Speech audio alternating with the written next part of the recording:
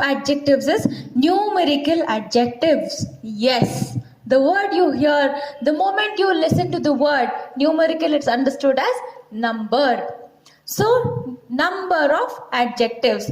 Adjectives is describing words of noun. And what is the number? Yes, the word which describes the number of noun is called as numerical adjective. For example, this class has 20 girls. So I will call it out as 20 girls in this class and 10 boys present amongst them. Right? So here the numbers like 20 and 10 describes the number of adjectives. Understanding?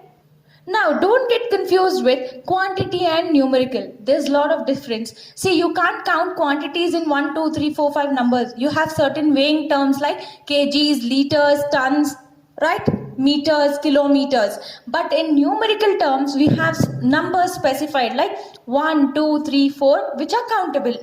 Understanding? For example, 20 tall girls, 10 in brilliant boys. Understanding? Clear? Yes. Next type of adjective is demonstrative adjective. So here, demonstrative adjectives are nothing but it refers to something or someone in the whole amount. For example, you have to present your friend in front of the class. So how do you tell? She is my friend. But when the other person has to represent her, how will you tell? That person is my friend. The words like that, this are called as demonstrative adjectives. For example, there's a building which is lightened up. How will you tell? Hey, there is lighting for that building. Will you tell like this? It's a wrong way. You'll tell that building is so gorgeously decorated. If not, how will you tell? That building is decorated, right? So the words such as that, this, which indicates the other person or other thing is called as demonstrative adjectives. So next one is distributive adjectives. What do you understand distributive? Yes, it is to distribute. And when you are distributing things, you make sure every person gets everything equally. But here, distributive adjectives are adjectives which describes a person in one. As an individual, every person is described as an individual. Each boy, each girl. Understanding? Yes. So now we have interrogative adjectives. Yes, what comes to your mind the moment you hear interrogative? Yes, interrogative is questioning. So the WH words which comes before a noun is called as interrogative adjectives, such as which place, which book, when are you going? The words like which, when, why, where, how. These are the words which talks about interrogative adjectives, that is questioning adjectives. Understanding? Yes. So next one is the possessive adjectives. You'll always tell, no, my mom is too possessive about me. What do you understand by possessive? Yes. So, as I told, possessive adjectives, and I even told that you always tell, my mom is too possessive about me, which means my mom is what? Possessive about me. What do you understand?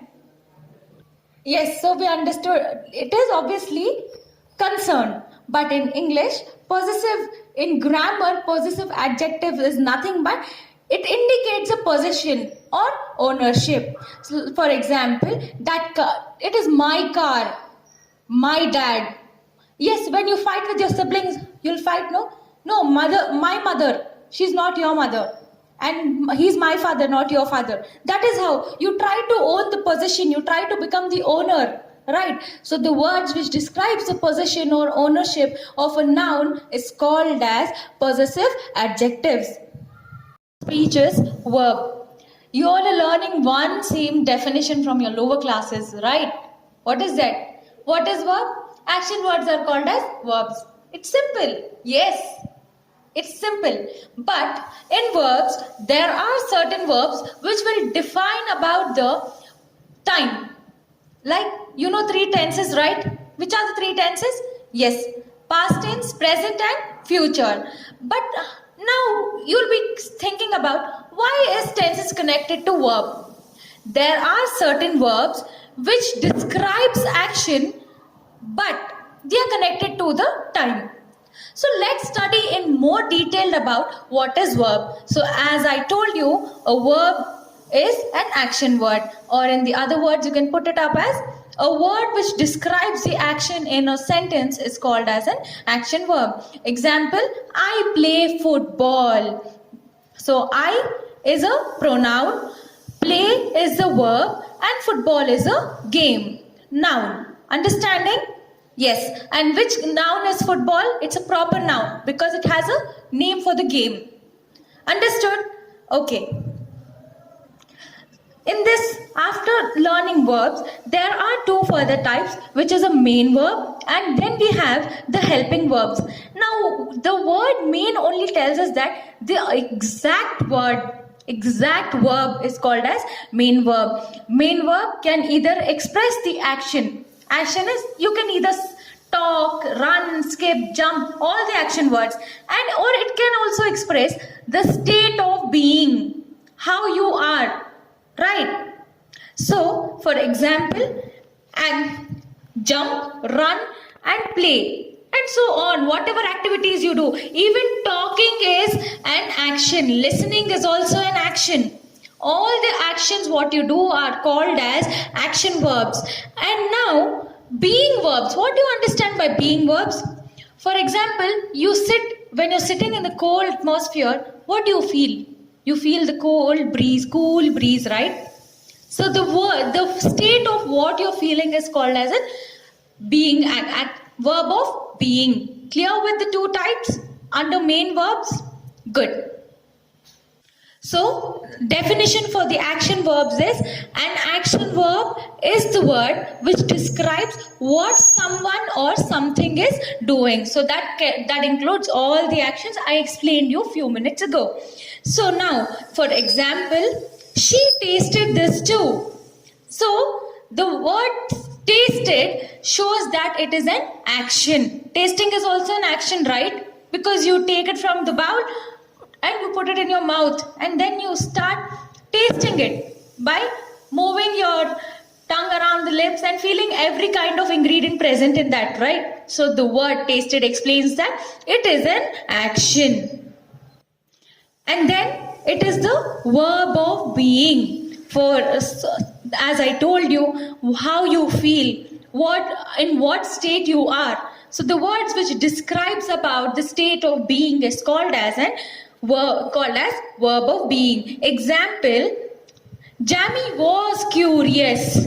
So the word was is describing that it is a verb of being. It is a word which is describing about Jamie and what he was feeling. He was feeling curious. But how did you get to know that he was feeling curious? By the word was. And this was is connected to curious. So that is why it is considered to be as a verb of being. The example, she is angry. So the word is tells that about her present way of state of being. And how is she being in the present state? She is being angry. But if I remove if I just tell she angry, what will you understand? You will not understand anything. If I add up a word is, which gets connected to the state of being, is called as verb of being. So which will be spoken or written as she is angry. Clear? Good. Now, the next is our helping verbs. Now, if you have to help your friend, you will do some or the other thing, right? For example, your friend is not able to walk. Well, how do you help? By going and holding her hand or his hand, and you'll help him to walk, right? But here, there are certain verbs which helps to describe the particular action. And when these words helps in describing the action, they become the helping verb. Right? So how is it described? It is described as the word helping verb means which helps the main verb. or main verb. The main verbs are the action words to describe the action, what kind of action is taking place. And the action will not just be described as a present action. It can be described as the past action, or it can be described as the ongoing, that is the present action, or it can be described as the upcoming actions, that is the future actions, right? So for example, you will tell the metro will be built shortly. The word will be and the word built, the main verb is built, and the other two words which are connected to it, will be, is the helping verb, which is telling that it is a future action with the help of will be. Understood? For example, am, is, are, and was. For am, I am going, I am doing this, tells that I am doing something in the present state. And other word is, she is writing beautifully, tells that her writing is beautiful, but she is doing it presently. And was, with the help of was, he was walking towards the park. So you are describing an action which got over, which is no more present, and it's not happening now. So these certain words describes about how words, different words help the main verb, and after they are connected to the main verb, they become the helping verbs. Clear? Yes.